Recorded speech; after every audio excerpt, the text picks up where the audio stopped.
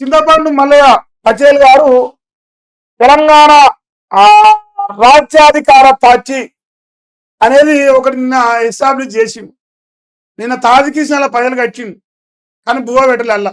సరే అది వేరే విషయం. కానీ తెలంగాణ రాజ్యాధికార పార్టీ తెలంగాణ రాష్ట్రంలో నూతనంగా ఏర్పడదని ఎవరు రాసిరు చెప్పుడు. ఈ పత్రిక ఎవరి పత్రిక? రేవంత్ రెడ్డి ఆస్థానంలో, రేవంత్ రెడ్డి చెప్పు చేతల్లో, రేవంత్ రెడ్డి మంత్రివర్గంలో ఉన్న మంత్రి వివేక్ వెంకటస్వామి గారి యొక్క పత్రిక ఈ పత్రిక.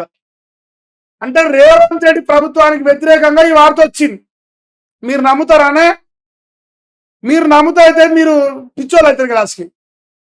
ఇప్పుడు ప్రజల లోపల కాంగ్రెస్ పార్టీ పైన వ్యతిరేకత వస్తాం. గుండె నిండా కాంగ్రెస్ ఉండే మన చింతపండు మల్లిగారు ఇప్పుడు ఈ పార్టీ పెట్టినంటే నాకు చాలా డౌట్లు వస్తాను. ఆ డౌట్లన్నీ మాట్లాడదాం.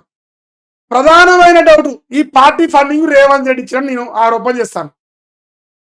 ప్రధానమైన అదే అంశం. ఇంకోటి, ఇది రేవంత్ రెడ్డి ప్రభుత్వం పైన వస్తున్న వ్యతిరేకతను తన వైపు మళ్లించుకొని చివరిగా బీసీలకు ఈ దేశంలో న్యాయం చేస్తున్న ఏకైక పార్టీ కాంగ్రెస్ పార్టీ తల్లిలాంటి సోనియా గాంధీని రేపు 2022 ప్లేటు ఫిరాయితని నేను రెండో ఆరోపణ చేస్తాను.